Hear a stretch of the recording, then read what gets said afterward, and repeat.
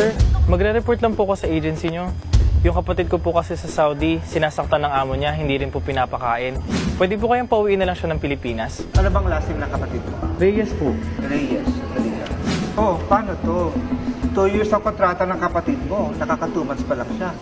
Ang gagawin namin, ililipat namin siya sa ibang amo, pero kailangan niyang tapusin yung 2 years na kontrata niya. Attorney, kailangan bang tapusin mo ng kontrata sa ibang bansa para mapauwi ka ng Pilipinas? Legal ba to?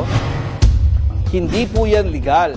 Ang pananakit sa OFW ng kanyang amo ay isang malinaw na paglabag sa kanyang kontrata. Kaya karapatan ng OFW na kansilahin ang kontrata at umuwi na ng Pilipinas.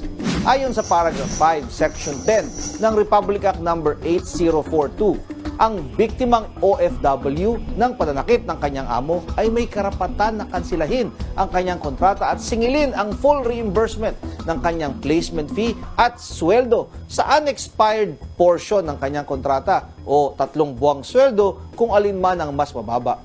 Ang money claim ng ito ng OFW ay tutubo ng interest ng 12% per annum hanggang sa ito ay mabayaran ng employer o ng kanyang local recruitment agency sa Pilipinas.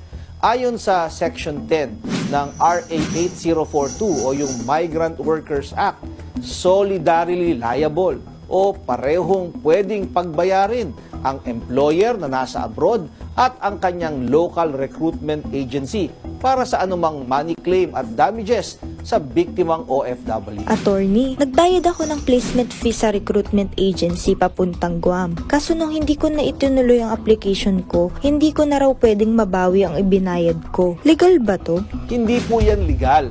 Ayon sa Section 6, letters K at L ng RA 8042 o yung Migrant Workers Act, itinuturing na illegal recruitment ang paghingi ng placement fee sa isang aplikanting OFW para ma-deploy umano sa abroad at hindi naman pala totoo ang pangakong deployment. Kailangang ibalik ang nasabing placement fee dahil maaaring kasuhan ng illegal recruitment ang nasabing agency at maaari silang maparusahan ng multa mula 1 milyong piso hanggang 2 milyong piso o pagkakulong ng 12 years hanggang 20 years ayon sa hatol ng hukom. Kung kayo po ay may nais ikonsulta sa inyong lingkod, i-follow lang ang